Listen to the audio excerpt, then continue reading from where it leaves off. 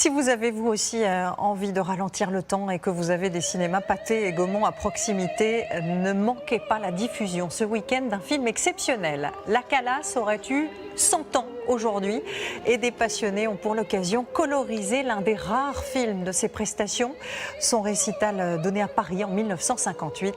Florence Lecnec et Jean-François Drouillet.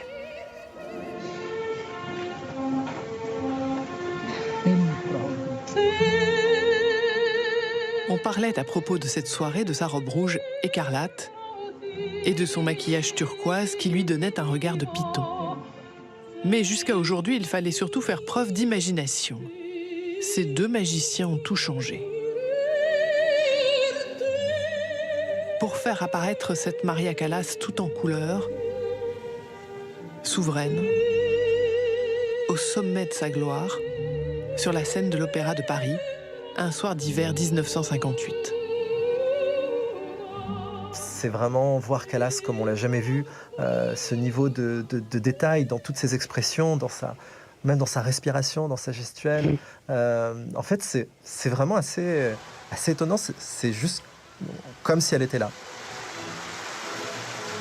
Voilà Une histoire qui a commencé il y a 2 ans avec la découverte d'un lot de bobines. Tous ces documents n'ont jamais été exploités, puisqu'en fait, c'est les documents qu'elle conservait chez elle. C'est elle qui avait demandé à ce que la soirée, qui était retransmise en direct, mais pas enregistrée, soit captée en 16 mm, ce qui était la meilleure technologie de l'époque. 3 heures de film quasi intacts et qui, après quelques pansements, ont pu être scannés pour révéler tout leur potentiel. Et ouvrir la voie à une colorisation image par image, 2 longues années de travail, le temps de traiter 130 000 clichés. Il y a une première partie qui s'apparente un peu à une enquête policière où il faut retrouver les couleurs de ce qu'on a à l'image. Et dans cette enquête, la chance a souvent été au rendez-vous. Le joaillier Van Cleef & Arpels avait conservé un modèle du bijou de gala à $1 million. La robe rouge a elle aussi été retrouvée très récemment. Même pour les cheveux, les mèches. Découpée en zones, chaque centimètre a donc pu trouver sa couleur historique, jusqu'à ce que la peau reflète, elle aussi, un éclat naturel, grâce à une petite touche d'intelligence artificielle venue sublimer le velouté de l'image.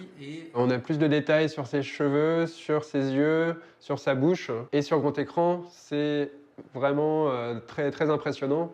Voici la Calas. Un film à découvrir au cinéma aujourd'hui et demain pour une immersion visuelle et sonore de ce qu'on a appelé à l'époque le plus grand spectacle du monde, et dont ce critique musical conserve jalousement le programme. Un large format pour contenir un disque 33 tours inédit et plusieurs pages de publicité. Mais lorsqu'elle paraîtra tout à l'heure sur la scène de l'opéra, Paris la reconnaîtra dans l'instant. Il y a beaucoup de gens qui savent déjà à l'époque qui est Maria Callas et qui n'ont sans doute aucune idée de l'art de Maria Callas. Car en 1958, Maria Callas n'est plus une simple cantatrice, mais une diva. Après une cure d'amaigrissement, elle a obtenu la silhouette dont elle rêvait pour défendre ses rôles, porteuse d'une révolution dans l'art lyrique.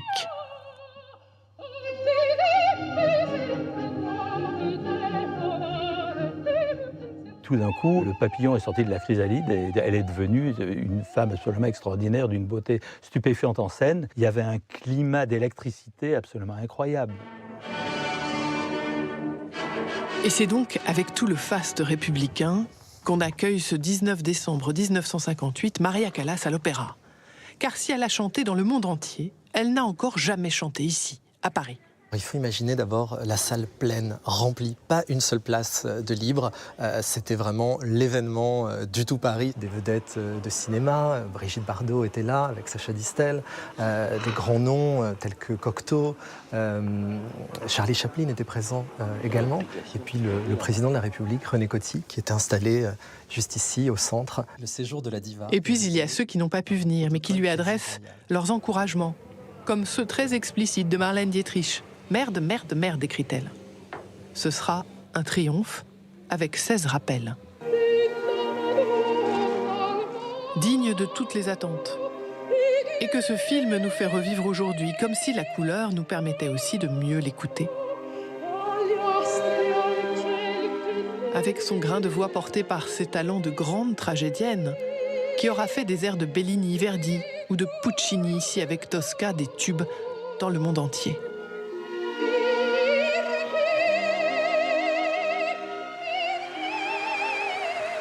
Le témoignage unique d'un talent qui n'a presque jamais été filmé. La divine a été plus divine que jamais. Elle a chanté dans un état de grâce. Comme ici, sur scène.